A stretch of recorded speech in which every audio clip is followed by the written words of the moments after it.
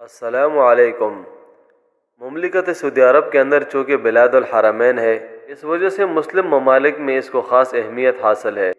جیسے جیسے دنیا میں مسلمانوں کی تعداد اسلام میں داخل ہونے کی وجہ سے یا نسلاً بڑھنے کی وجہ سے آبادی بڑھتی جا رہی ہے، حرمین شریفین کی انتظامیہ اس کے لیے انتظامات بڑھا رہی ہے تاکہ پوری دنیا سے ضیوف الرحمن کی بہترین خدمت ہو سکے۔ اس انتظامی امور کو مد نظر رکھتے ہوئے حرمین کی انتظامیہ نے مسجد النبوی ریاض الجنہ کے لیے نیا شیڈیول جاری کر دیا۔ یعنی جو حضرات ریاض الجنہ میں نماز پڑھنے کے خواہش مند ہے وہ نسک ایپ یا توکلنا ایپ کے ذریعے پہلے سے پرمٹ کے اوقات حاصل کریں، جبکہ اوقات کار کے مطابق مرد حضرات ریاض الجنہ میں روزانہ صبح کے 11 بجے سے عشاء کی نماز تک اور رات کو 12:30 بجے سے فجر کی نماز تک نوافل ادا کر سکیں گے، جبکہ ریاض الجنہ میں زائرین خواتین فجر کے بعد سے 11 بجے اور عشاء کے بعد سے رات 12 بجے تک بکنگ کرا سکتی ہیں۔ مملکت نے چونکہ زائرین کے لیے عمرہ ویزے کی مدت 3 مہینے تک بڑھائی ہے، جس کے اوپر وہ مملکت میں کہیں بھی وزٹ کی روح سے جا سکتے ہیں، اس لیے مملکت نے پرانی تاریخی مساجد، تاریخی قلعوں کو بھی سیاحت کے لیے کھول دیا۔ انہی تاریخی مقامات میں قریہ الحربہ بھی ہے۔ یہ قریہ ماضی میں یمن سے حج کے لیے آنے والوں کے مہمان خانے اور قدیم تجارتی شاہراہوں کی ایک اہم منزل کے طور پہ مشہور تھا کہ یہ قریہ ابہا سے 140 کلومیٹر جنوب میں زہران الجنوب خمیس مشید شاہراہ پر واقع ہے۔ یہ 1000 سال سے بھی قدیم ترین اور ایک عجیب طریقے سے بنی ہوئی بستی ہے۔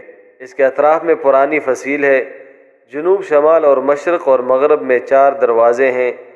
اس کے جنوبی دروازے کے قریب تقریباً 1000 برس پرانی مسجد بھی ہے، جس کے قریب ہی پہاڑی چٹان کو تراش کے 30 میٹر گہرا کنواں موجود ہے۔ اس کے جنوب میں تقریباً 600 برس پرانی بڑی مسجد ہے۔ یہ قریہ اپنے گھروں اور محلوں کے حوالے سے بڑا ہی پرکشش نظر آتا ہے۔ ان میں عجیب و غریب بنے ہوئے پرانے کچے قسم کے مکانات ہیں جو 6 منزلہ ہیں۔ محلوں کے بالکونیاں پرکشش نظر آتی ہیں۔ ان کے دروازے اور کھڑکیاں لکڑیوں سے تیار کردہ ہیں۔ ان میں شاندار طریقے سے گل بوٹے بنے ہوئے ہیں اور انہیں تراش کر نقش و نگار بنائے گئے ہیں۔ ان گھروں کا نقشہ اس وقت کے کسی مشہور سائنسدان نے گویا کہ ترتیب دیا ہے۔